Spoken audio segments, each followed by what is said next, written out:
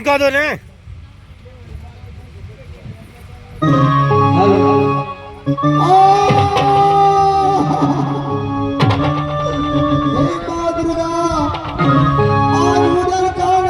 सेवा में तुम्हारी चुक गई, ये दुर्दशा उदल को तो कर दिया माँ।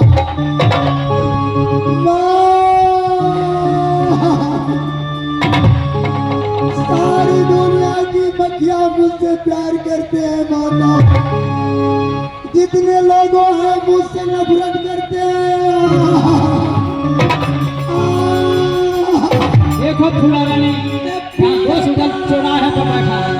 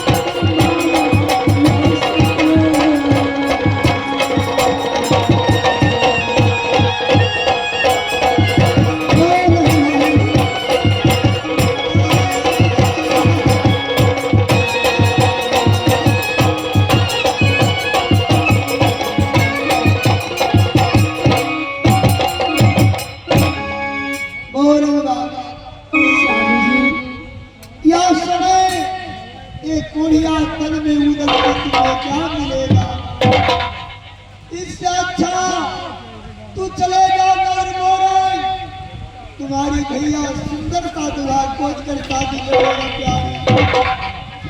साहब जी ये आप क्या कर रहे हैं? मैं तो आपको भागी हूँ, आपको कैसे भूल जाऊंगी? दुख सुख तो दोनों भाई होता है, छोड़ कैसे जाऊंगा? स्वामी जी समय मुझे उदय की कोढ़िया तन हो गया। तुम इतनी सुंदरी हो, कोई कभी तुम्हें कविता ढाबेगा, इस अवस्था में ब्याह में मदद नहीं कर सकती। इससे अच्छा होगा कि तू चले जा। सुंदर सा दुल्हा खोज कर देगा। एक कोढ़िया के साथ में तू अपनी समय व्यर्थ क्यों बिताएगा?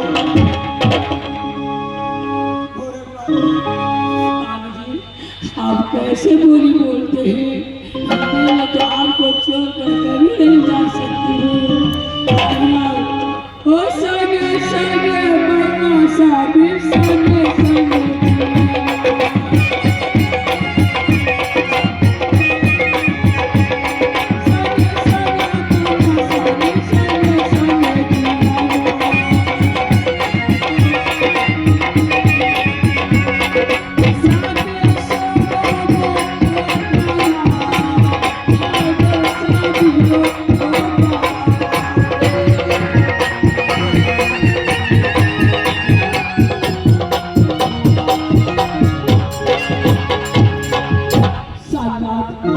भला हो चाहे बुरा हो, कुछ भी हो जो मेरे लिए हो, मैं तो आपको छोड़कर कभी नहीं जा सकती हूँ। स्वामी जी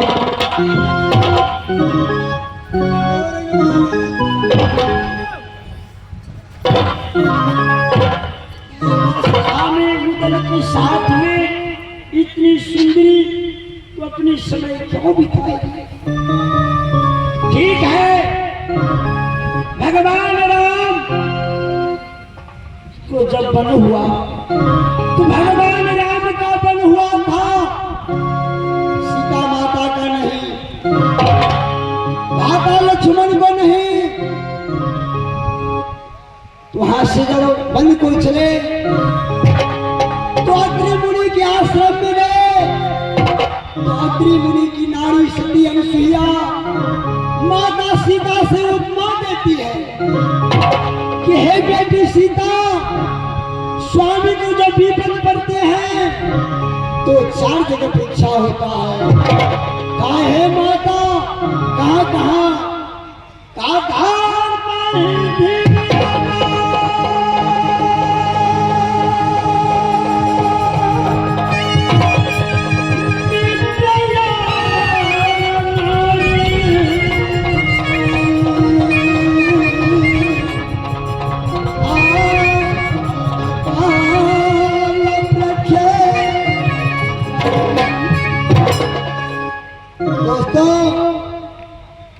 जब मानव का विपद आता है तो धर्म और धीरज अपना साथ होते हैं, उससे भी विपद शांत नहीं होते हैं तो दोस्त को दरवाजा पर जाते हैं, वहां से भी कभी शांति नहीं मिलता है।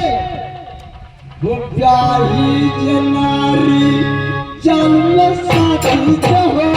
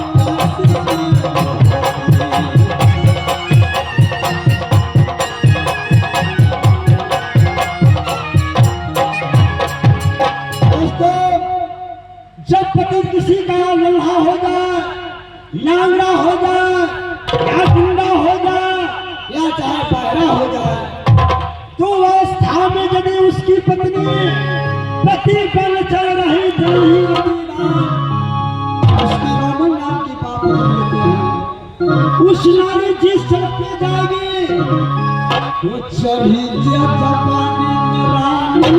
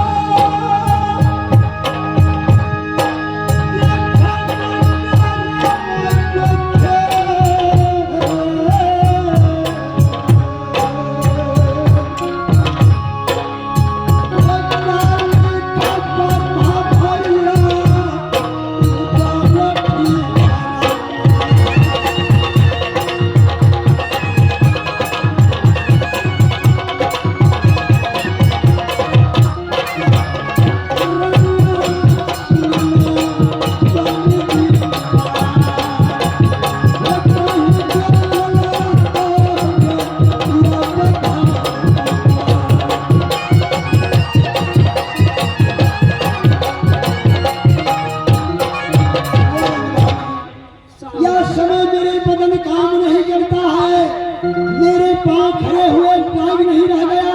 अब मुझे ऐसे लग रहा है जमीनों पर मैं कहीं सलाद हो गया।